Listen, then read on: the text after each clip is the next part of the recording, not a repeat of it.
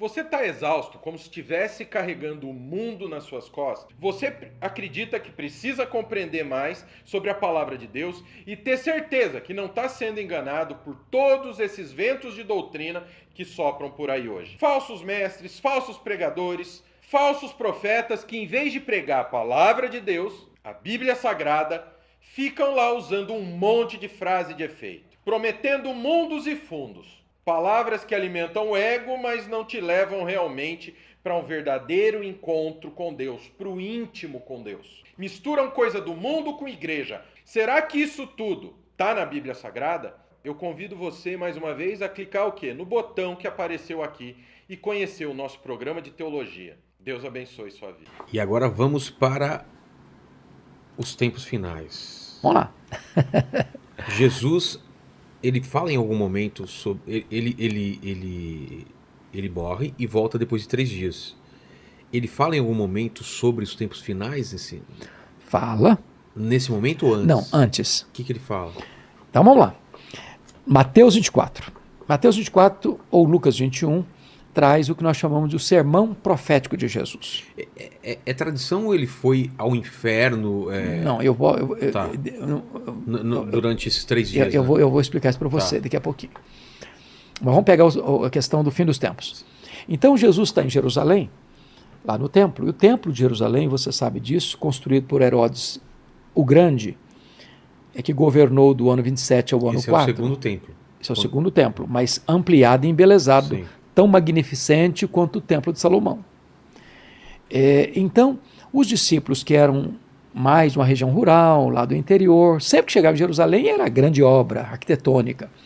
Então eles olharam e disseram, mestre, vede que construção, que beleza, que obra fantástica, diríamos, que obra de engenharia, que portento. Aí Jesus respondeu para eles assim, pois não ficará pedra sobre pedra. Aí Jesus sai dessa região do templo, sobe para o monte. Você esteve em Jerusalém algumas vezes, né? Então você lembra que você está olhando do Monte das Oliveiras e olhando de frente para onde era o templo. E aí eles chegam lá e dizem, mestre, quando sucederão essas coisas? Ou seja, quando é que esse templo vai ser destruído? E que sinal haverá da tua vinda e da consumação dos séculos? Então estão fazendo 2 perguntas. Quando vai ser destruído o templo? E quando vai ser o final dos tempos, segunda vinda. Então Jesus começa assim, vede que ninguém vos engane. Primeiro sinal da segunda vinda de Cristo, engano religioso. Normalmente hoje surgem 5 novas religiões todo dia. Os falsos mestres, os falsos profetas, as falsas igrejas, os falsos pastores, os falsos ensinamentos, por aí afora. Haverá guerras e rumores de guerras. Só no século XX nós tivemos 2 sangrentas guerras mundiais, guerras tribais, guerras étnicas, guerras religiosas, o mundo um barril de pólvora. Terremotos, inclusive agora. Terremotos em vários lugares. Houve mais terremotos do século XX para cá do que no restante da história.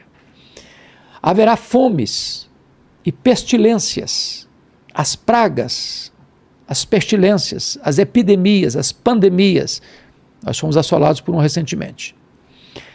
Haverá que mais? Perseguição religiosa. Vos matarão, vos perseguirão.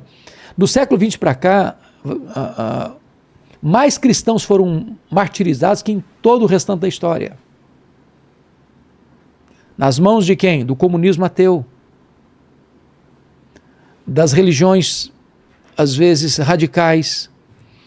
O que mais vai ter? Esfriamento do amor. O amor se esfriará. O que mais vai ter? A pregação do evangelho em todo o mundo. E hoje, veja você, a internet, o seu programa agora, que tem aqui 7.300 pessoas acompanhando ao vivo, e depois vai subir para uma plataforma do YouTube, e talvez centenas de milhares. No YouTube. Então. E tem alguém na Inglaterra assistindo, alguém no Japão assistindo agora. Então, não tem nada mais incrível do que a internet hoje para que o evangelho seja pregado em todo o mundo. Que mais? A apostasia.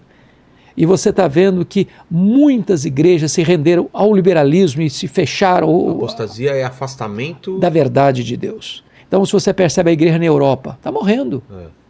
Você percebe o sincretismo religioso, templos lotados, mas não tem evangelho.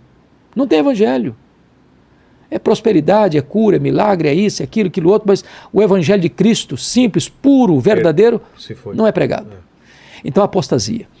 Mas o homem da iniquidade, que é o anticristo, e aí talvez entra naquilo que você quer saber daqui a pouquinho, onde o mundo está preparado, Vilela, para uma agenda global. Quando eu olho hoje essa agenda global da desconstrução dos valores, da desconstrução dos pilares da nossa cultura judaico-cristã, você começa a perceber que é a montagem do cenário para a manifestação do homem da iniquidade. O palco está pronto. O palco está pronto. A segunda vinda de Cristo está mais próxima do que imaginamos. Eu abri aqui o seu livro na